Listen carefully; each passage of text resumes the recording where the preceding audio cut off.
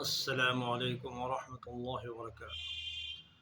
أعوذ بالله من الشيطان الرجيم. بسم الله الرحمن الرحيم.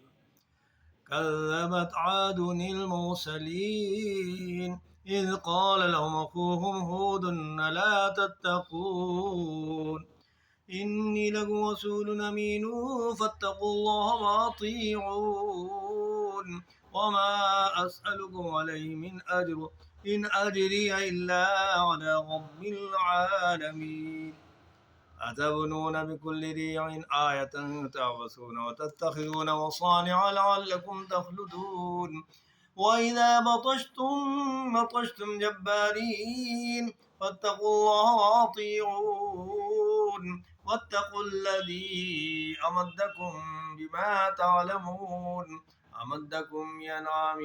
وبنين وجنات وعيون إني أخاف عليكم عذاب يوم عظيم قالوا سواء علينا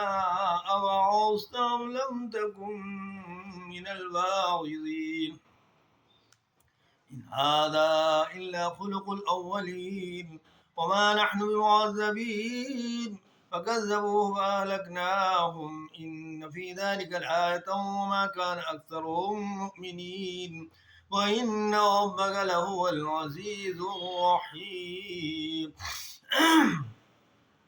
كذب ثمود المرسلين إذ قال له أخوهم صالح ألا تتقون إني لكم رسول أمين فاتقوا الله وأطيعون وما أسألكم عليه من أجر إن أجري إلا على رب العالمين أتدركون فيما هاهنا آمنين في جنات وعيون وزروع ونخل طلعها هضيم وتنحتون من الجبال بيوتا فارهين فاتقوا الله وأطيعون ولا تطيعوا أمر المسرفين الذين يفسدون في الأرض ولا يصلحون قالوا إنما أنت من المسحرين ما أنت إلا بشر مثلنا فأت بآية إن كنت من الصادقين قال هذه ناقة لها شرب ولكم شرب يوم معلوم ولا تمسوها بسوء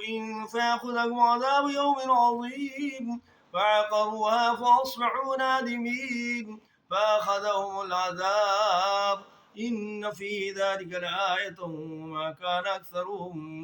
مؤمنين وإن ربك لهو العزيز الرحيم صدق الله العظيم.